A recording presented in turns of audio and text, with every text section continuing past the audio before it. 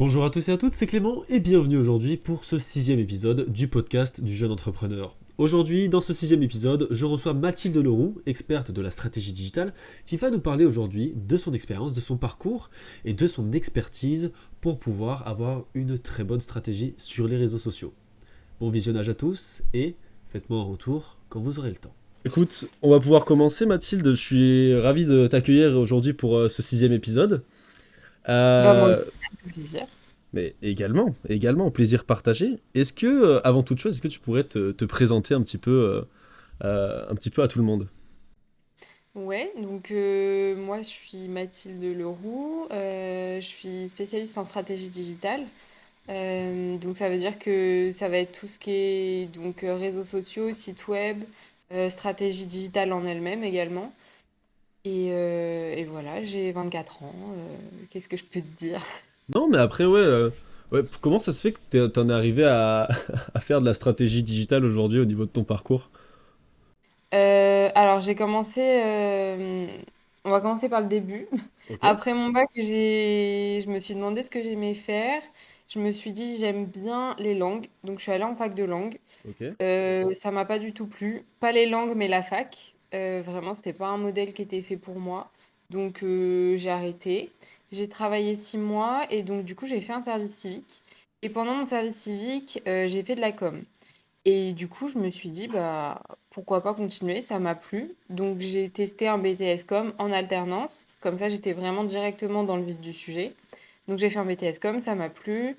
J'ai enchaîné avec une licence marketing digital parce que je voyais que le digital, ça se développait. Puis, le marketing, c'est quelque chose qui m'avait intéressé pendant le BTS. Et j'ai fini avec un master bah, Market Com. Comme ça complète les deux. ok. Et voilà. Donc les 5 ans en alternance, et je me suis rendu compte que c'était vraiment ça que j'aimais faire. Et au fur et à mesure du temps, je me suis plus tournée vers le digital. Forcément, tu as des appétences. Donc voilà, moi je me suis rendu compte que c'était ça. Ça veut dire qu'aujourd'hui, tu es à 100%, donc tu n'étais plus du tout en tant que salarié, aujourd'hui, tu es à 100% en entrepreneuriat ou c'est fini l'alternance, etc. Tout ça, c'est fini. Ouais, alors tout ça c'est Ok. fini. J'ai fait donc après en août dernier, ça c'est fini. Donc j'ai rendu mon mémoire, tout ça, j'étais bien contente. Félicitations. Merci. Et donc après, j'ai fait 4 mois de salariat parce que, bah, tu sais, on m'avait dit CDI, la sécurité de l'emploi, Exactement, ouais. etc. Et du coup, j'ai testé quand même. Je me suis dit, bon, on va quand même laisser une chance. Je savais que j'avais quand même plutôt une appétence pour l'entrepreneuriat, etc. Mais bon, je me suis dit, on va tester. Donc j'ai testé, j'ai fait 4 mois. Je me suis dit, non, définitivement, c'est pas ça que je veux faire. Pourquoi ça? Euh, Bah, je sais pas, trop de contraintes, trop de à 8 heures, ta réunion avec telle personne, de 9 à 10, tu dois travailler sur telle chose. Et moi, j'ai du mal à me dire, par exemple, là, tu vois, quand je crée mes posts LinkedIn, j'essaie de les faire le matin. Mais si le matin, mon cerveau, il est pas créatif et bah, ça va pas, et ben, je travaille sur autre chose et je les fais à un autre moment, tu vois. Ok, C'est ouais. le planning. J'ai du mal à ce qu'on me donne un planning et...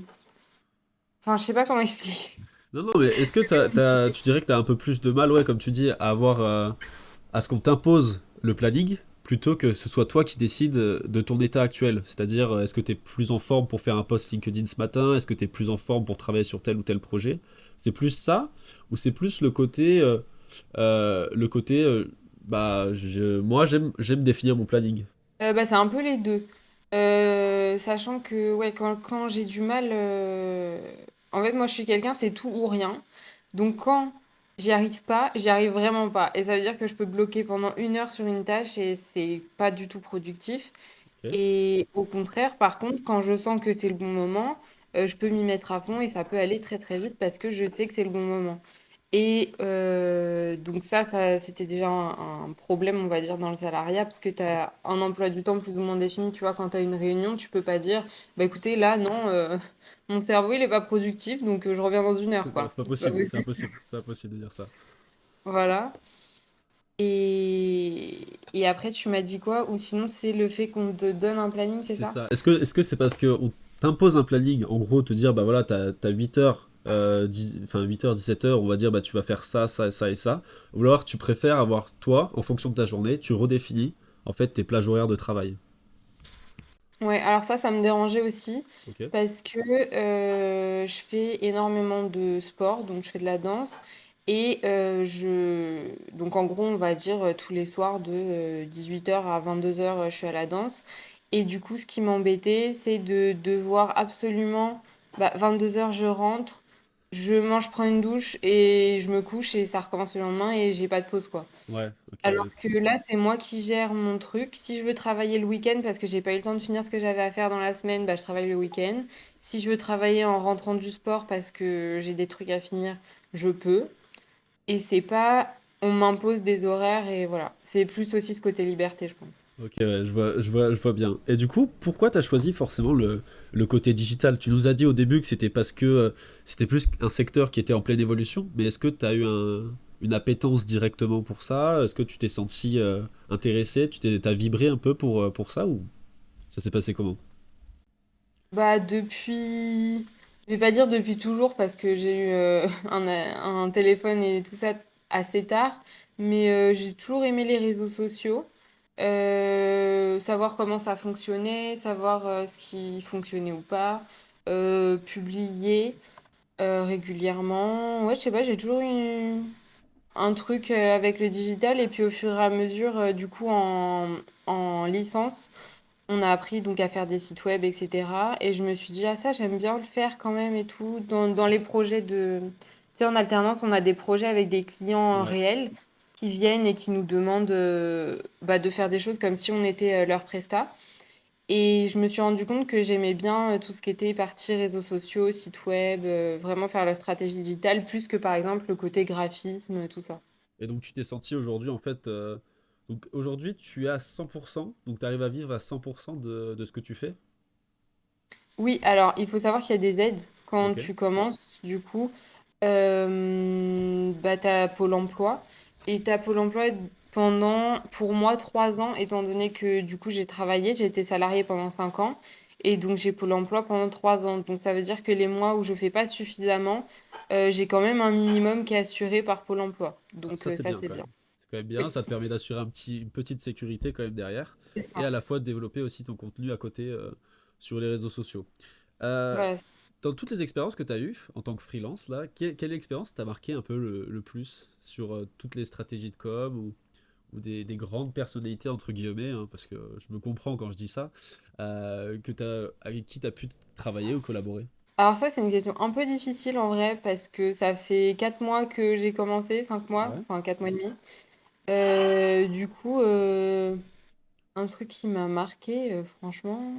Ou dans ton alternance, ou quelque chose qui t'a marqué un petit peu dans ce que tu as fait, euh, qui t'a passionné, que t'as trouvé vraiment exceptionnel. Tu nous as parlé tout à l'heure de la conception de site web. Est-ce que c'était quelque chose comme ça ou un événement marquant? Sinon, j'ai des exemples, des trucs qui m'ont plu et tout, mais ça a moins à voir avec le digital. J'ai un attrait aussi pour l'événementiel. Ok. Et du coup, on a organisé pas mal d'événements dans ma dernière alternance, pardon. Ouais. J'étais chez Keolis Métropole Orléans. Et voilà, il y a eu un événement, c'était des portes ouvertes pour les 10 ans du tram, et voilà. C'est un truc qui m'a bien plu, mais du coup, ça n'a rien à voir avec le digital. Enfin, on Après, a ça fait reste une des invitations expérience. digitales, mais bon. Non, mais ça reste quand même une expérience qui est intéressante à Oui, partager. C'est sûr. oui, oui, bien sûr. Ok. Ça veut dire qu'aujourd'hui, tu travailles à 100% en autonomie. Est-ce que tu travailles du coup toute seule ou tu te fais aider sur certains trucs ou Ouais, alors je fais généralement tout toute seule pour le moment, sachant que j'ai pas forcément pour le moment les moyens de prendre d'autres personnes avec moi, mais je fais appel de temps en temps à des gens quand j'en ai besoin. Par exemple, là récemment j'ai eu un problème sur un site web, bah, j'ai fait appel à un développeur parce que du coup moi je suis sur les CMS, donc les sites qu'on fait en cliquer déposer, on va dire pour faire simple. Et du coup, comme je code pas, même si je comprends le code, je suis incapable de résoudre une erreur et je veux pas faire de bêtises encore plus. Donc, si j'ai besoin du développeur, je fais appel à lui, quoi. Et ok. sinon, non, je fais tout toute seule. Tout toute seule à 100% en autonomie, quoi. Ouais. Ok, intéressant. Dis-moi, parce que j'ai un peu remarqué ça aussi ces derniers temps, tu as marqué aussi dans ta bio LinkedIn, c'est intéressant de le mettre, que tu étais du coup classé 180, je crois, au niveau du top créateur en France. C'est le top favicon ou c'est Oui, c'est ouais, c'est ça. Ok, tout à fait. Et qu'est-ce que tu en penses de ton classement? Est-ce que tu penses que c'est au bout de 4 mois? Est-ce que c'est un classement qui est un peu exceptionnel? Est-ce que c'est quelque chose que tu penses qui est mérité à 100% parce Alors, que tu as c'est travaillé? top créatrice, pas top créateur. Ok, Créateur France, c'est les femmes et les hommes. Et là, c'est top créatrice. Donc, d'accord. c'est que les femmes. Je savais pas, ils ont fait un... pour... Ouais. Ah, j'étais pas au courant, tu vois. Ouais, ils ont fait une différence parce que comme il n'y avait pas énormément de femmes dans le classement des 200 créateurs, ils se sont dit bah, pourquoi pas mettre en lumière bah, les femmes. Mais c'est génial, c'est Donc absolument voilà, génial. Faudrait que je regarde ça tout à l'heure parce que je suis j'avais d'accord. vraiment, j'étais pas du tout au courant, quoi. Ok. Euh, alors, tu nous as dit donc forcément que tu travaillais sur le digital. Est-ce que du coup tes principaux clients actuellement ou ceux que tu as, eu au passé ou les futurs peut-être, c'était des clients qui étaient plus des clients basés sur le B2B ou c'est des clients qui sont plus en B2C? Bah, il y a un peu des deux. Ok, Donc ma première cliente, par exemple, ça a été une danseuse. Donc là, enfin, on peut dire que c'est les deux puisque elle est en B2C dans le sens où elle va proposer, elle, des services pour des gens comme des cours particuliers, des enterrements de vie de jeunes filles, etc. Mais elle peut aussi proposer des shows, je sais pas, dans des festivals, des boîtes de nuit, etc. Donc là, ce sera du B2B. Donc c'est vraiment les deux. Je réfléchis après les autres, s'il y a une tendance ou pas, mais non, c'est vraiment les deux en globalité. ah, ok, ouais. Je vois. Parce que c'était intéressant de savoir quand même sur une stratégie digitale, à la fois pour les gens qui s'intéressent à ton secteur et qui évoluent, parce qu'il y a énormément de diplômes aujourd'hui dans les écoles de commerce Mm. qui font du digital. Ouais. Et de se dire qu'il y a d'autres possibilités comme toi tu le proposes aujourd'hui, c'est intéressant de savoir sur le positionnement de tes clients. Est-ce que du coup c'était plus au B2B et en B2C et tu viens d'y répondre, forcément. Moi, j'avais une petite question, encore une fois, hein, je t'assaillis pas de questions, hein, bien sûr. L'idée, l'idée est quand même Non, mais d'avoir un, d'avoir un petit échange là-dessus. Euh, Est-ce que tu dirais quelles sont en fait les principales raisons pour un créateur? Alors, c'est pas une question piège, hein. C'est quoi les principales raisons d'un créateur qui va un petit peu stagner sur les réseaux sociaux, par exemple sur TikTok, que ce soit sur Instagram? C'est quoi les principales raisons qui en ressortent généralement? Pour moi, la raison numéro un, c'est que la personne se décourage. Je pense que c'est assez facile de se décourager parce que au début, les réseaux, c'est pas magique. Quand tu publies et que t'as pas forcément de résultat ou en tout cas le résultat que tu veux, c'est facile de se décourager, de se dire, bon, ben, c'est pas grave, je passe de 4 posts par semaine à un puisque de toute façon, ça fonctionne pas, tant pis. Et ça, c'est une erreur puisque, comme je viens de le dire, ça fonctionne pas tout de suite et je pense qu'il faut du temps, c'est comme pour tout. Donc, il faut surtout pas bah, arrêter et se décourager. Et la deuxième erreur majeure que je remarque régulièrement, c'est les gens qui testent, donc qui publient, etc., mais qui n'ajustent pas. Donc, c'est-à-dire que si tu testes et que ça fonctionne pas, c'est qu'il y a quelque chose qui va pas. Donc, il faut changer, tester autre chose et tester jusqu'à ce que la chose que tu testes fonctionne. Et ça, c'est quelque chose que tout le monde ne fait pas forcément. Il y a des gens qui s'acharnent et qui se disent, mais ça fonctionne pas. Oui, ça fonctionne pas, mais du coup, faut tester autre chose et voir ce qui fonctionne ou pas. Tu dirais qu'il y a forcément une raison parce que ça marche pas. Enfin, il y a une raison de l'échec de la publication ou du fait que ça ne marche pas à chaque fois, c'est ça? Ah oui, oui, jamais, enfin, c'est jamais. Si ça fonctionne pas, c'est que les utilisateurs ne l'ont soit pas vu, soit pas aimé. Si ils l'ont pas aimé, c'est que tu t'adresses pas à la bonne personne ou pas de la bonne manière. Et s'ils l'ont pas vu, c'est que tu as un problème dans ta visibilité. Et ça, c'est pareil, il y a des techniques. Donc, dans tous les cas, tu peux pas. Enfin, ça n'existe pas de pas y arriver parce que c'est comme ça, c'est la vie et tu y arriveras pas. Ok, ouais. Donc, il faut vraiment avoir une stratégie bien définie et se Ouais. réadapter à chaque fois au fur et à mesure, en fait. Oui, c'est ça. Ok. Et pour une personne, du coup, qui commence, comment elle fait pour garder sa motivation sur le long terme pour pas qu'elle soit découragée? Faut pas qu'elle regarde les statistiques, qu'elle ferme les yeux et qu'elle avance, ou c'est quoi les conseils que Non. tu pourrais donner sur ça? Bah, ça va dépendre de la personnalité, je pense, de la personne. Moi, je sais que, par exemple, au début, bah, déjà, faut se mettre en condition et se dire, bah, c'est pas mon premier post et je vais avoir 1 million de vues ou 1 million de commentaires, quoi. Faut se mettre en condition, faut le savoir, déjà avant de commencer. Et ensuite, je pense que, enfin, en tout cas, moi, la stratégie que j'ai adoptée pour éviter de me décourager, c'est d'avoir des objectifs à très court terme et à long terme.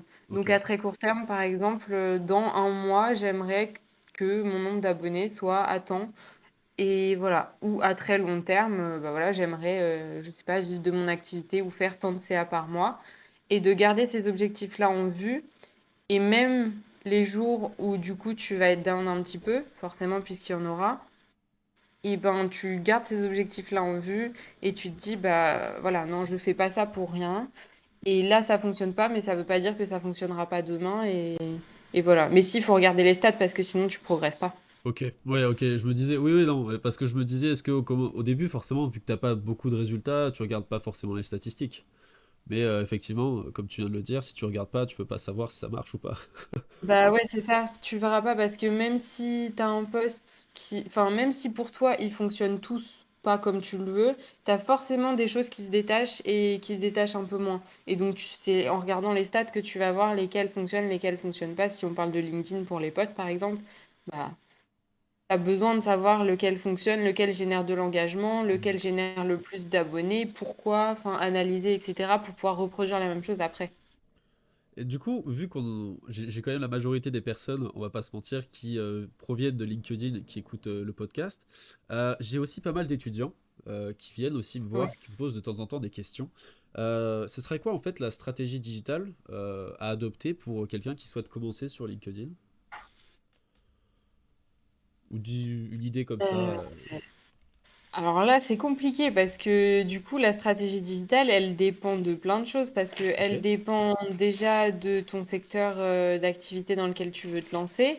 Elle dépend de ta cible. Elle dépend. Enfin là, tu vois, tu me parles de LinkedIn. Ouais, tout à À fait, tout ouais. moment, la personne qui veut se lancer dans le digital, LinkedIn, c'est pas forcément son réseau parce que sa cible, c'est ils sont pas sur LinkedIn. Ok. Donc, euh, donc ça va vraiment dépendre de la personne, de sa cible et voilà. Ok, ouais, je vois. Non, non, c'est intéressant, tu sais, c'est toujours intéressant de savoir à la fois aussi pour les gens. Donc, une personne en fait euh, qui en fait a un produit ou un secteur qui souhaite te mettre en avant ou te proposer, en fait, il vient te voir et vous choisissez le réseau le plus adapté pour sa cible, c'est ça?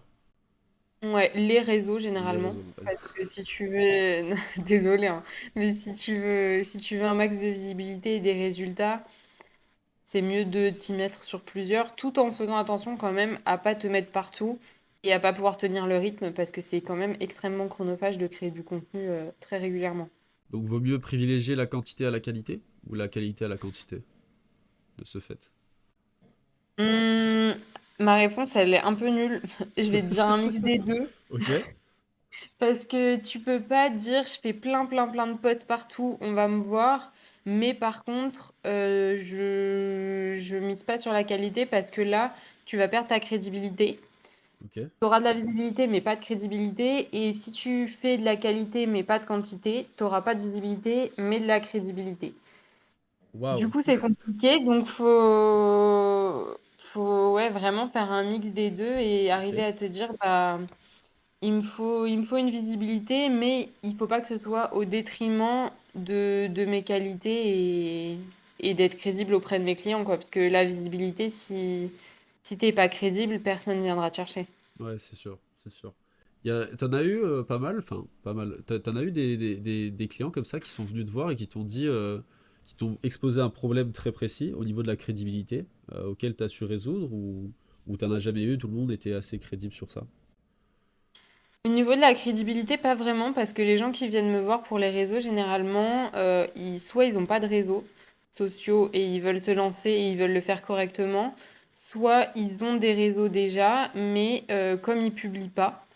Ils n'ont pas de problème de crédibilité puisque bah, ils n'ont pas de publication, donc forcément ils font pas d'erreur, on va dire, C'est sûr. puisqu'ils publient pas. Ok, ouais, je comprends mieux. Est-ce que tu es pour de ce fait ou contre Facebook, l'utilisation de Facebook aujourd'hui? Oh bah pour 100%. Ah, pour 100%? Ah ouais, Pourquoi ça? c'est. Mais on pense tous que. Enfin, on pense tous. Je Bah, sais pas je le pense. Alors moi, tous. sache que je le pense à 100%. Je ne vois même pas l'utilité de le faire sur Facebook. Mais après, ça se trouve, c'est peut-être une idée que je me suis faite. Mais je ne vois pas l'utilité aujourd'hui. Je sais pas si je l'ai dit dans un post récent. Il me semble que oui. Mais il faut savoir que Facebook, c'est le réseau social où, en termes de publicité, tu as le meilleur retour sur investissement. Ça veut dire que c'est là où les gens vont acheter le plus. Les gens qui sont sur Facebook, ils ont entre, on va dire, 25 et 40 ans en majorité. Et c'est des gens donc qui ont de l'argent ou qui commencent à avoir de l'argent. Et donc du coup, quand tu leur montres une publicité, eh ben, ils sont beaucoup plus susceptibles d'acheter que par exemple sur TikTok où tu as des enfants de 13 ans et là tu leur proposes d'acheter quelque chose, bah, ils sont obligés de passer par leurs parents. Alors que Facebook, c'est un réseau où voilà, tu vois une publicité, si tu as l'argent et que tu en as envie, tu peux acheter. Donc c'est un des réseaux où il y a le meilleur retour sur investissement. Et en plus, il n'y a pas beaucoup de réseaux où tu peux trouver un peu des personnes de tous âges, quoi. Ok. Donc toi, tu utilises Facebook pour vendre aussi tes prestations ou... Non, moi je suis pas sur Facebook parce Ok. que c'est pas forcément là où se trouve ma cible. Mais du coup, encore une fois, ça va vraiment dépendre bah, de qui tu vises. Ok, ouais. Donc en fait, c'est une stratégie que tu adaptes à chaque personne, quoi. Ok. Ouais, voilà, c'est ça. Ok. Mais par contre, enfin, si ta cible est sur Facebook, 100% utilise Facebook, hein. Ça dépend aussi des pays. Ok. Oula.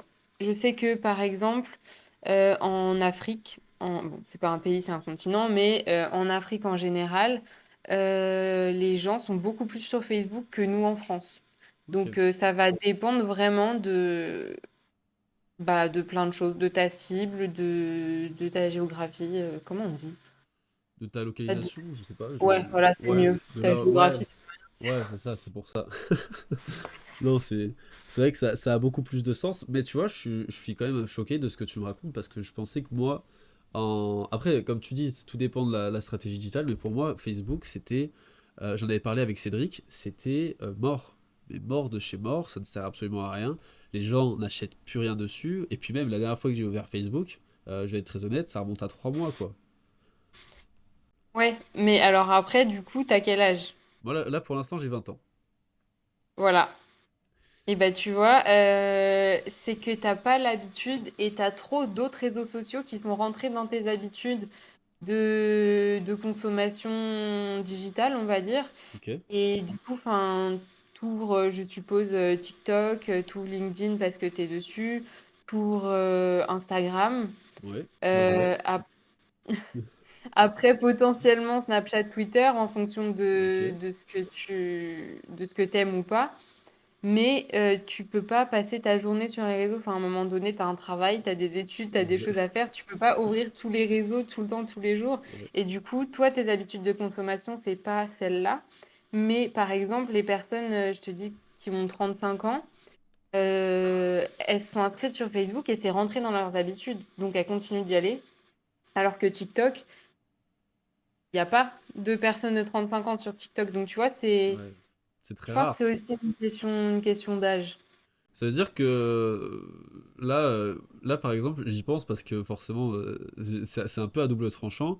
On vante Twitter comme étant le pire réseau social de France, enfin le pire réseau social du monde, parce que parce que à ce qui paraît, les gens sont ultra toxiques dessus. Est-ce que tu es d'accord avec ça, ou est-ce que tu penses qu'il y a quand même moyen de faire quelque chose dessus? Moi, je pense que c'est pas tout blanc ou tout noir. Ok, Donc, effectivement, c'est un réseau social où les gens sont extrêmement virulents, où tu as beaucoup de bad buzz, tu as beaucoup, pas justifié d'ailleurs, des fois, tu as beaucoup de gens qui sont méchants gratuitement.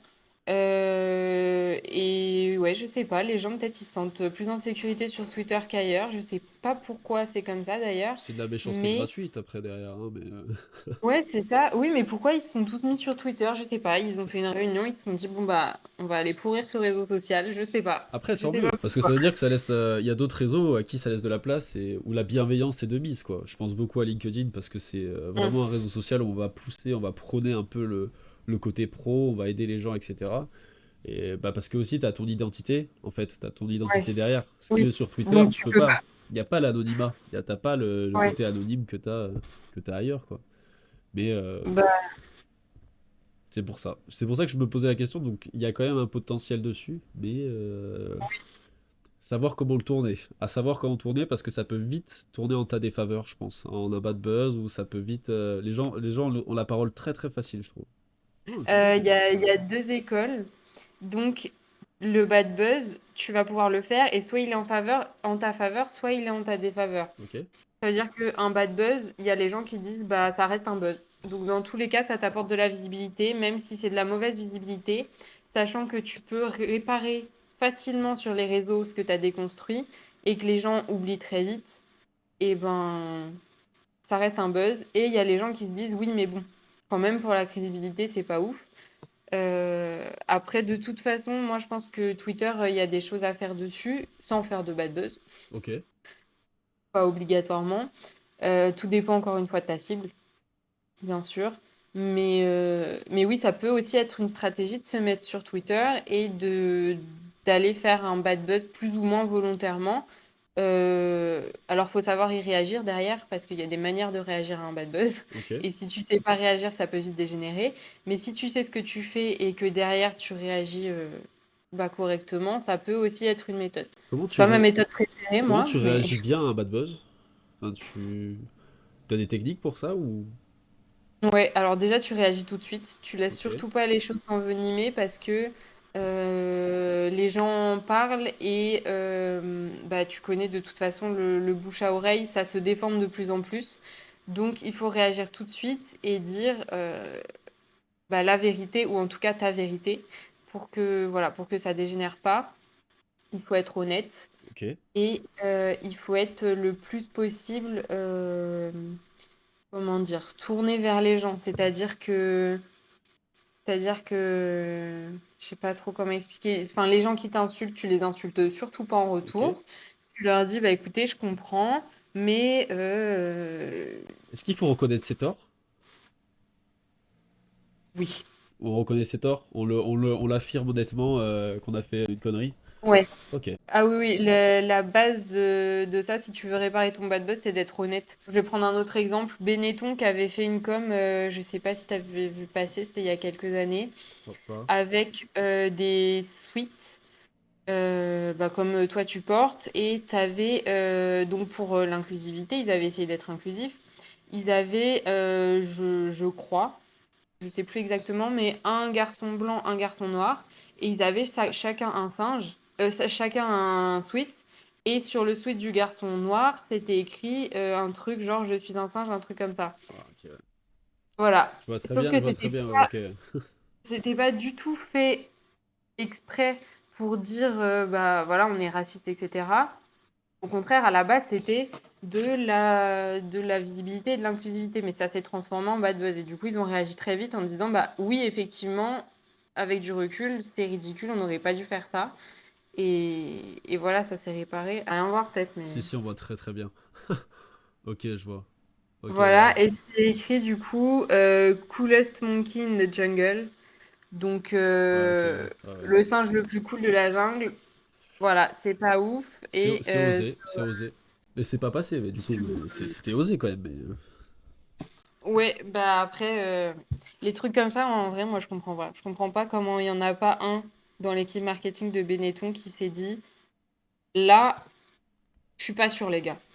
Après, je pense que quand t'as la tête dans le guidon, en vrai, quand t'as toute ton équipe, je pense que tu penses pas forcément. Après, je dis ça, mais j'étais pas à leur place, tu vois. Mais quand moi, j'ai vraiment une idée focus sur un projet, j'ai du mal à avoir du recul, même si tu l'exposes aux autres. T'es tellement focalisé sur l'idée, le fait que ton projet est bien, ou que ton idée de poste, etc. est très bien, alors que quand tu le mets en ligne, c'est pas bon du tout, tu vois. Ouais, mais c'est... enfin, t'es pas tout seul. Tu as toute ton équipe, c'est Ouais, oui, relu oui, par voilà. au-dessus de toi. L'imprimeur qui a imprimé toutes les affiches, il a aussi des choses à dire. C'est-à-dire que, par exemple, quand tu envoies ton print à un imprimeur, il va te dire, bah oui, là, la qualité, elle est bonne, là, les couleurs, elles sont bonnes. Enfin, c'est dans le bon CMJN ou RVB, etc.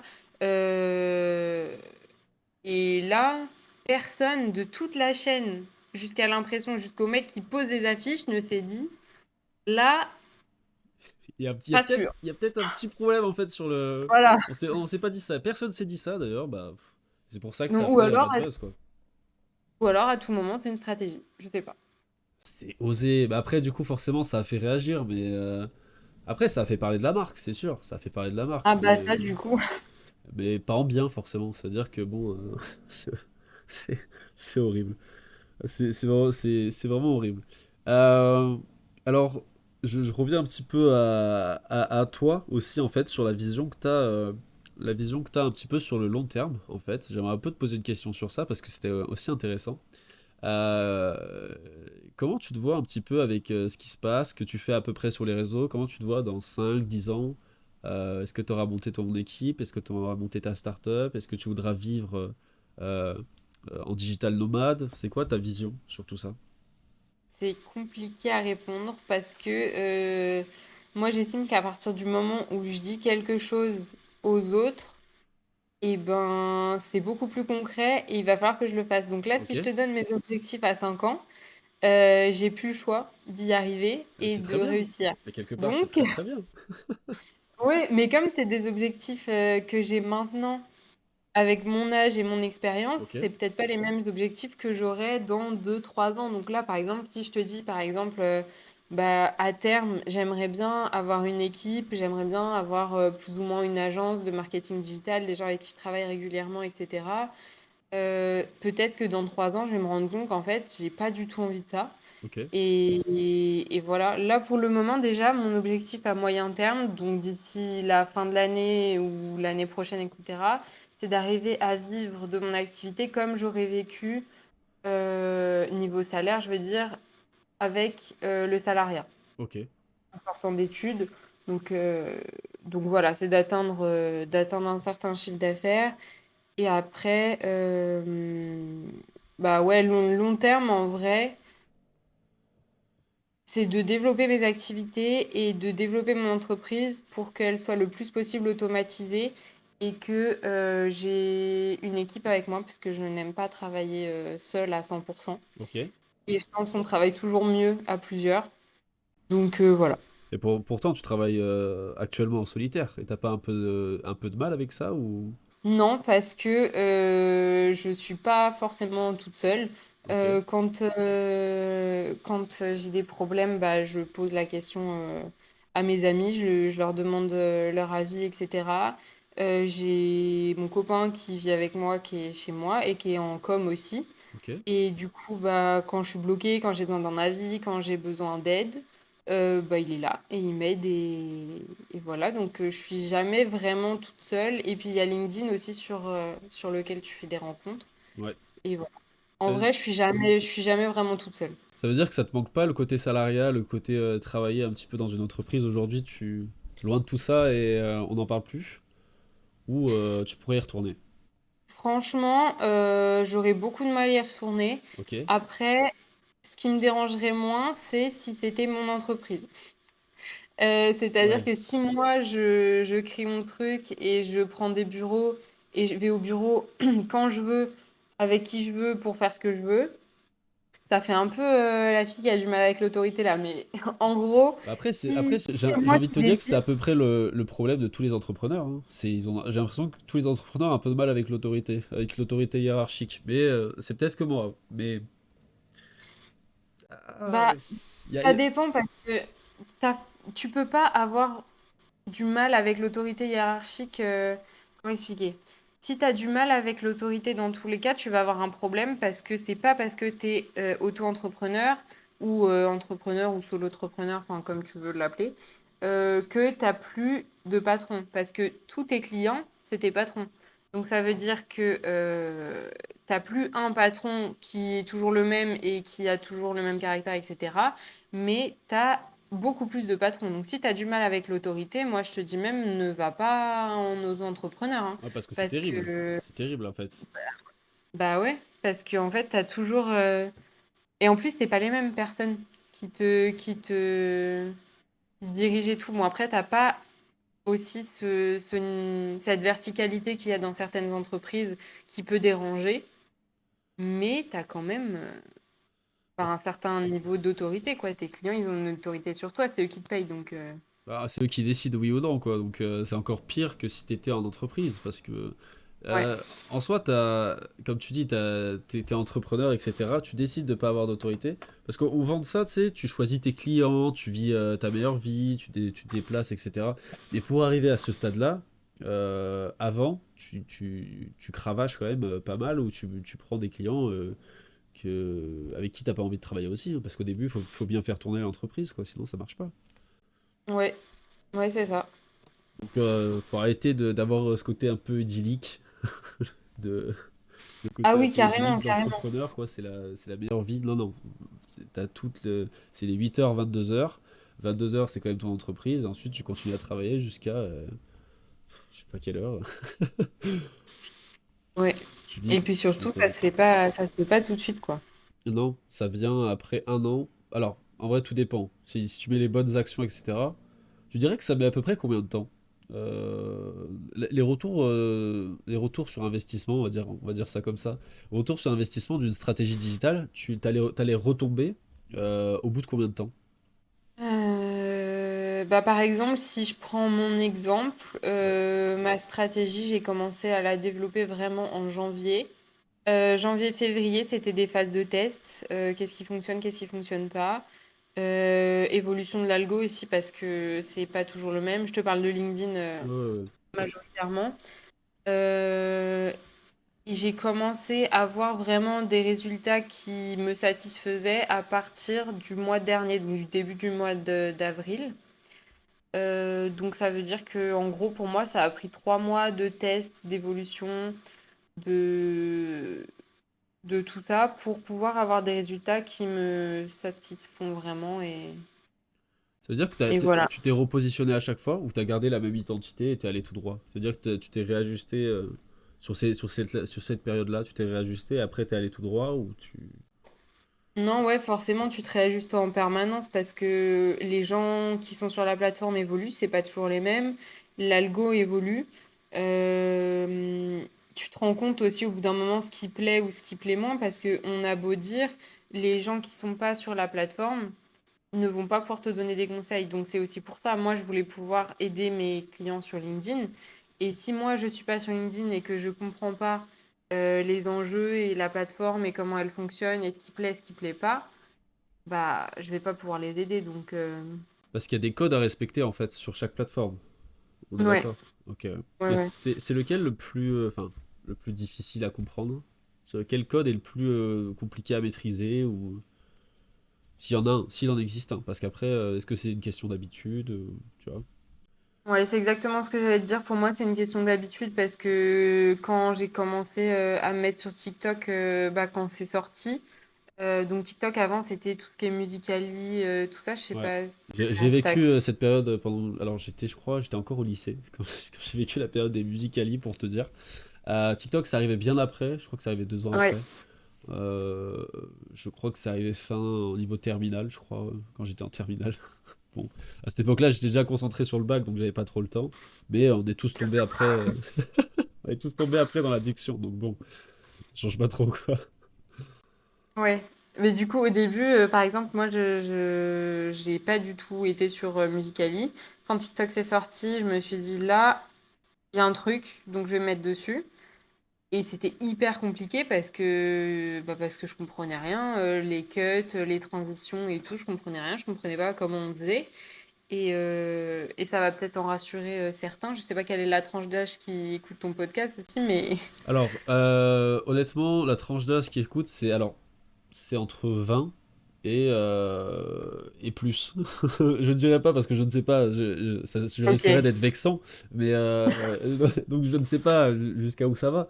Mais non, j'ai des gens quand même qui écoutent quand même. J'ai pas mal de retours et en fait j'ai des retours de tous âges. Ce qui est très très drôle, c'est que Ah, j'ai c'est super. à la fois des retours d'étudiants qui sont en école de commerce qui me disent ouais mais c'est génial ce que tu fais, continue, etc. Et j'ai à la fois des retours de personnes qui ont, je crois, en fait, je vais pas dire quel âge, mais on va dire 40, 50 ans, tu vois. Mais où en fait j'ai aussi des retours qui me disent voilà, ton podcast était vraiment bien, j'ai aimé ça, ça et ça. Par contre, parle un peu plus de ça, modifie un peu ça, redynamise, sois plus précis, clair, etc. Ouais. Mais ouais, voilà, pour moi, TikTok, alors je vais pas te mentir, pour moi, TikTok, c'est la tranche d'âge 13 à 18 ans, tu vois, dans ma tête. C'est pas plus. Mais il y a des surprises. Il y a des surprises. Majoritairement, ça va être ça. Après, tu as forcément des gens qui sont un peu plus, j'allais dire un peu plus âgés, mais est-ce qu'on peut parler de âgés quand tu as 18 ans? Pas vraiment, donc Je pense pas. un peu, un peu plus âgés quand même au premier sens du terme. Et tu as aussi des entreprises, donc les entreprises qui sont sur TikTok ou les ambassadeurs des entreprises qui sont sur TikTok, eux, ils n'ont pas 18 ans. Donc forcément, il faut qu'ils apprennent à utiliser la plateforme, mais du coup, enfin. Je pense pas qu'il y ait une plateforme qui soit plus difficile à utiliser que l'autre. C'est juste une question d'habitude et de plus tu te mets dessus, plus c'est simple à utiliser et plus tu la connais. Et voilà, faut juste. Je pense que les jeunes ont plus de capacité à s'adapter rapidement aux nouvelles plateformes digitales que les personnes qui sont un peu plus âgées, mais c'est une question d'habitude. Tu dirais quoi, justement, parce qu'on en a parlé tout à l'heure par rapport à un jeune qui veut se lancer au niveau de la stratégie digitale, mais pour vraiment une personne qui souhaite se lancer sur les réseaux, tu dirais vraiment, c'est quoi les piliers à respecter pour se lancer sur les réseaux sociaux?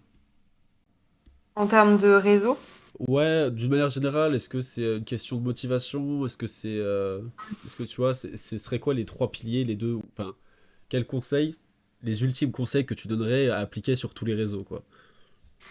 euh, analyser le réseau sur lequel tu veux te lancer, analyser qui est dessus, les codes de la plateforme, l'algorithme, euh, analyser aussi les posts qui fonctionnent pas pour éviter de perdre du temps, déterminer une stratégie, donc déterminer si sur le réseau sur lequel tu vas, bah, ça va être une fois par jour ou ça va être une fois par semaine, parce que par contre, tu vois, on parlait de Facebook tout à l'heure, si Ouais, tu tout à te mets à fait. publier 2 fois par jour sur Facebook, là, les gens, ils vont se dire, oula, doucement. Alors que sur Qu'est-ce que tu fais? TikTok, tu publies 3 vidéos par jour, il n'y a aucun souci parce que de toute Ok. façon, les trois ne seront pas forcément vus par la même personne. Donc voilà, ça, c'est vraiment la partie analyse. Et ensuite, je pense qu'il faut avoir de la détermination et aussi une capacité à pas prendre les choses trop à cœur parce que ouais, la détermination, bah, c'est ce que je te disais en début de Oui. discussion tout à l'heure, c'est que ça ne fonctionnera pas tout de suite, à moins que tu aies beaucoup de chance. Ça ne fonctionnera pas tout de suite. Donc, si tu n'es pas déterminé, tu vas juste perdre ton temps à faire 2 postes qui marcheront pas forcément. Et voilà, donc c'est dommage. Donc, détermination et une capacité à pas trop prendre les choses à cœur parce que bah, il y a des choses qui vont pas marcher. Si c'est ça qui définit comment va se passer ta journée, c'est dommage. Si tu as 3 likes et que t'es pas bien toute la journée parce que tu as 3 likes, c'est dommage. Et potentiellement, il y a aussi des gens qui sont méchants gratuitement. Et voilà, il faut savoir bah, le prendre avec du recul aussi, hein, parce que sinon, ça peut vite t'affecter et c'est compliqué. Je vois, ouais. Ok. Je comprends bien mieux. Est-ce que, du coup, tu aurais un dernier petit mot, un dernier petit message à dire à ceux qui nous ont écoutés jusqu'au bout par rapport au podcast? Si t'en as un qui vient en tête, encore une fois. T'en Oui, fais pas. je réfléchis. T'inquiète pas. Non, mais oui. Euh, Déjà, c'est bien d'écouter des podcasts. Non, mais Eh, pour de vrai, c'est bien ouais. d'écouter des podcasts. Moi, j'adore les podcasts, j'apprends plein de trucs et tout. J'espère que les gens qui ont écouté jusqu'au bout auront appris des choses ou en tout cas qu'ils auront trouvé ça intéressant, la discussion. qu'ils n'hésitent pas à nous rejoindre autant que toi que moi, du coup, sur LinkedIn, vu qu'on est Exactement. sur LinkedIn tous les deux, pour continuer la discussion. Voilà, s'ils ont envie de partager des choses avec nous, de revenir sur des choses qu'on a dites, ou l'un ou l'autre. Et voilà, surtout si vous voulez vous lancer dans le digital, bah, n'hésitez pas, c'est vraiment un secteur qui est en plein essor et qui va continuer de l'être ces prochaines années. Donc voilà, si vous voulez discuter, on est là. Et si vous voulez vous lancer, lancez-vous maintenant. Eh Et ben, merci beaucoup Mathilde pour bah, écoute, de m'avoir donné de ton temps et à la prochaine. bah, merci beaucoup à toi pour l'invitation et à la prochaine.